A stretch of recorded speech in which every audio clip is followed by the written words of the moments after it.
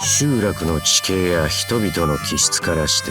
火翼の集いは高慢な印象を与える。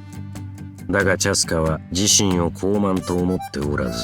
その印象を変えようともしていない。彼女の眼差しはいつも彼方を見つめているようだ。今日は風が騒がしいな。風に乗るチャスカは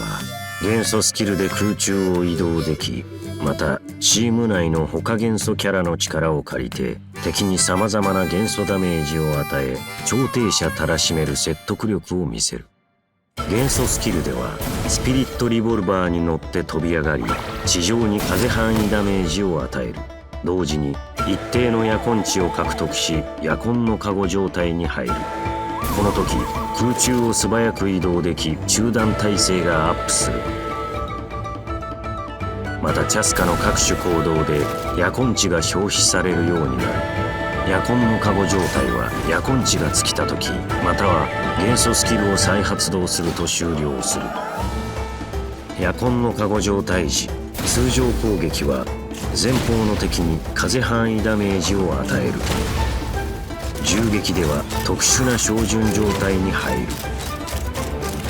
この状態にある時、チャージの長さに応じてシャドウチェイサー弾を装填し、範囲内の一定数の敵に狙いを定め、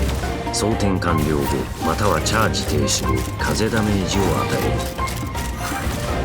る。チーム内に炎、水、氷または雷キャラが1名いるごとに、弾倉にあるシャドウチェイサー弾に元素変化が起こり、その元素ダメージを与える。照準中、この方法で最大3発が元素変化する。なおシャドウチェイサー弾は後から装填されたものが優先的に発射され、銃撃ダメージとみなされる。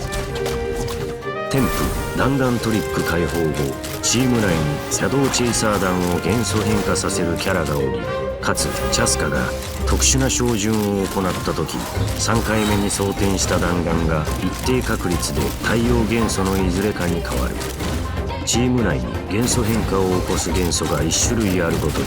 チャスカは元素変化したシャドウチェイサー弾のダメージをアップさせる。消え失せろ。元素爆発では意志を集中させ、ソウルリーパー弾熱風を一発撃ち、風範囲ダメージを与える。その後弾丸は6発のソウルリーパー弾に分裂し、近くの敵に風ダメージを与える。チーム内に炎、水、氷または雷キャラが1名いるごとに、ソウルリーパー弾2発が太陽元素のいずれかに変わり、その元素ダメージを与える。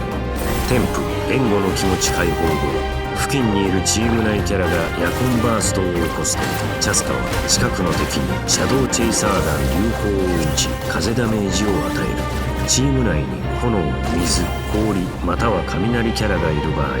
この弾丸は対応する元素のいずれかに変わり、その元素ダメージを与える。これは銃撃ダメージとみなされる。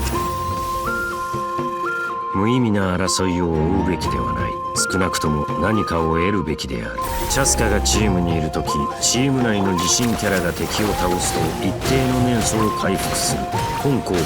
一定時間ごとに発動可能で、秘境、正当領域、新境螺旋では発動しない。年数を利用できるナタのエリアにいるとき、フィールド上の仲間が空中にいると、チャスカは夜根の加護状態で登場でき、一定の夜根値を獲得する。ナタでは人や竜もしくは他の何かと揉めた時、チャスカが進んで仲裁に入る。ただ相手が協力的でない場合、彼女は自分のやり方で問題を解決する。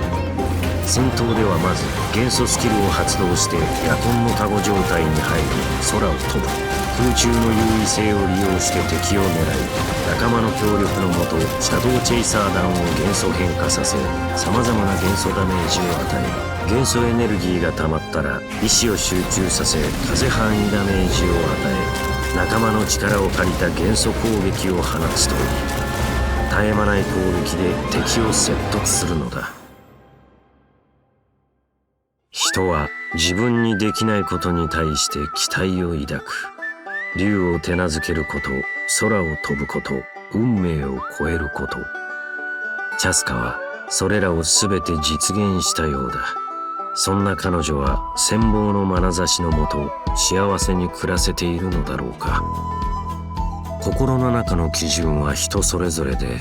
運命の公平さも各自で見方が異なる。